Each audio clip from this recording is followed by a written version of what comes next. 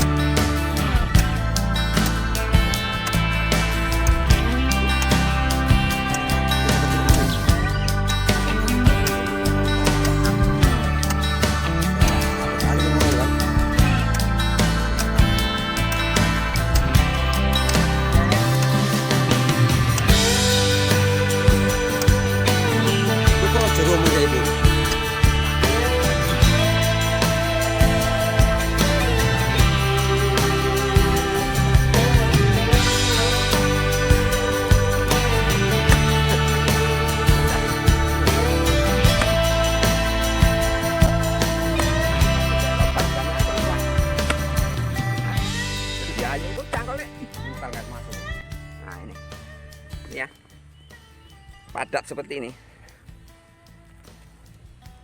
Sebetulnya kondisi lahannya bagus karena kadar liatnya masih tinggi. Nah, kalau yang tanah-tanah yang sudah capek, ini biasanya kadar liatnya sudah berkurang dan lebih cenderung masir ya. Kadar pasirnya lebih banyak. Jadi ya buat sahabat dan rekan tani, apabila nanti menemui kondisi-kondisi lahan seperti ini, yang pertama sekali tadi jelasnya lahan sudah over nitrogen dengan penggunaan pupuk nitrogen baik NPK maupun ZA bahkan KCL, itu juga akan berpengaruh pada peningkatan kepadatan tanah sehingga tanah lebih cenderung menggumpal, apalagi di lahan-lahan yang dengan kadar lempungnya tinggi. Jadi Pak, Riko sebagai pengelola lahan iki lah, ling kerja nang kene sejauh ini pas tanaman timun, benar nggak apa yang saya bilang? Iya, memang onde. Benar. Pupuknya apa saja? NPK, Nah. kan? Bromid, Terus, sabut tai ayam, heeh, kan? Sabut tai ayam meneh.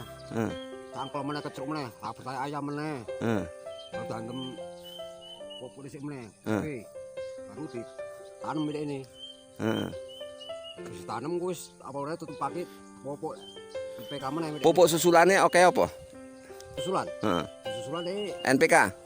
MPK mbek nganu, mbek kasih apa jenenge? Kasih L apa sing biru-biru apa kayak?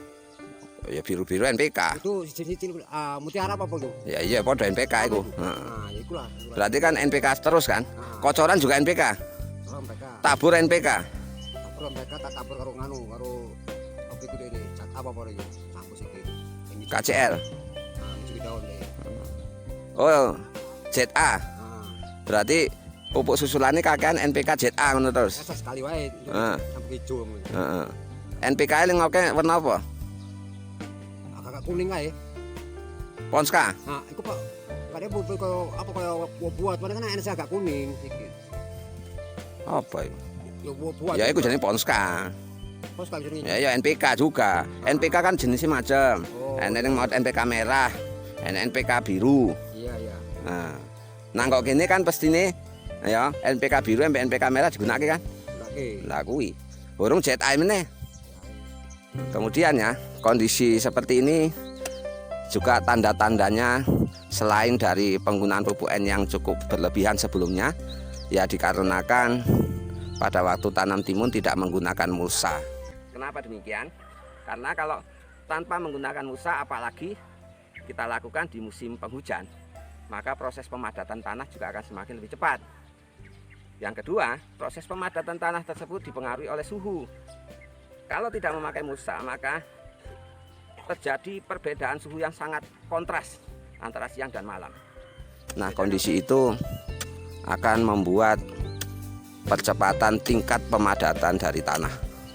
Berbeda kalau pakai mulsa, di mana suhu antara siang dan malam selisihnya tidak terlalu tinggi, dan pada malam hari itu akan lebih cenderung hangat karena panas matahari yang sudah terserap di bawah mulsa itu akan keluar dan melepaskan diri sehingga tertahan lagi oleh mulsa, yang pada akhirnya dalam kondisi lingkungan di luar mulsa itu yang dingin sementara di bawah mulsa itu hangat.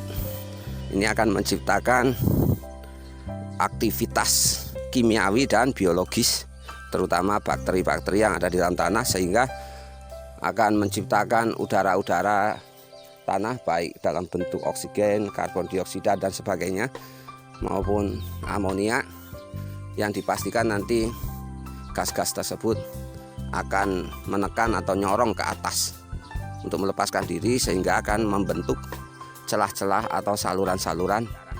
Ya tak ubahnya kalau kita membuat adonan kue, roti atau bolu atau kue lain yang menggunakan soda kue, itu kan gas-gas yang tercipta dari pemanasan itu akan berusaha keluar, ya, sehingga pada waktu keluar itu akan menciptakan jalur-jalur atau alur-alur keluarnya yang otomatis menciptakan rongga-rongga sehingga membuat adonan kue itu jadi empuk dan menjadi gurih atau menjadi lunak ya. Nah, inilah kelebihan dari penggunaan mulsa dibanding tidak. Lah bedanya kalau tidak memakai mulsa, kalau terjadi hujan maka air akan langsung masuk ke bedengan, sehingga bila kondisi partikel tanahnya itu kecil-kecil, apalagi tanah berpasir, itu akan mudah memadat. Di samping itu ya, reaksi-reaksi yang ada akan berlangsung plong gitu saja, sehingga gas-gas yang dihasilkan dari reaksi kimia di dalam tanah maupun hasil aktivitas mikroorganisme ya lepasnya itu tidak tertekan sehingga tidak menciptakan rongga-rongga udara. Kemudian juga mengembang. Terus pupuk ini digunakan pupuk kandang ayam pula. Jadi teman-teman ya, kalau pupuk kandang ayam ini bedanya dengan pupuk kandang sapi dalam hal peningkatan kesuburan fisik tanah. Terutama sekali ya untuk proses penggemburan tanah dan penciptaan ruang-ruang udara atau porositas tanah. Jadi kalau untuk lahan-lahan yang memang sifatnya itu mudah menggumpal atau mengeras seperti yang kondisi sekarang ini, maka ya lebih saya anjurkan dengan penerapan yang saya bilang tadi untuk penggurah atau penggembur tanah, yaitu pupuk peram dengan campuran dominasi dari pupuk kandang sapi yang ditambahkan dengan pupuk SP atau fosfat alam serta dolomit, baru ditaburkan sebagai pupuk dasar. Dan jangan dulu melibatkan pupuk yang mengandung nitrogen, baik pupuk tunggal seperti urea ZA ataupun pupuk NPK. Itu ya. Coba kita perhatikan lagi. Wawak ini mencangkul atau memacul. Kan begitu luar biasa keras itu. Nah, solusinya apabila kita menemukan kondisi yang sama, nanti teman-teman buat saja pupuk peram yang lebih banyak mengandung pupuk kandang sapi. Kemudian kita tambahkan SP atau TSP atau pupuk fosfat alam dan dolomit serta deterjen. Nah, itu tujuannya ya untuk membuat pupuk dasar. Setelah diaplikasikan, kita siram atau kita penuhin air baik secara lep maupun secara siram. Nah, itu akan merangsang proses kimiawi yang ada dalam tanah sehingga akan membuat atau menciptakan gas-gas yang nantinya akan keluar dari tanah ya, dari hasil kimiawi tersebut yang akan menciptakan rongga-rongga tanah itu sehingga tanah menjadi lebih gembur. Jadi sementara itu nanti masalah dosisnya ikutin saja di panduan, tapi kalau tanah yang bantat seperti ini, pupuk kandang sapinya diperbanyak. Nah, kebetulan tadi informasi dari Wak ini bahwa di sini menggunakan pupuk kandang ayam.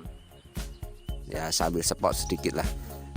Tapi kalau lihat tanahnya padat dan ketul gitu, jadi males macul gitu. Beda kalau lahannya itu gembur, kayaknya enak banget itu.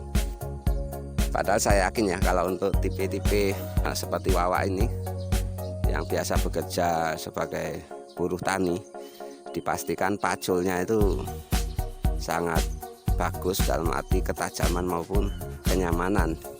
Tapi dengan kondisi pacul yang seperti itu, ternyata masih ketul juga, mental. Kalau dihentakkan ke lahan berarti memang lahannya yang perlu dibenahi. Saya Budiarto dari Stabat, Langkat, Sumatera Utara. Bersama SAS Jayalah Selalu Petani Indonesia. Barakallah dan salam tani. Wassalamualaikum warahmatullahi wabarakatuh.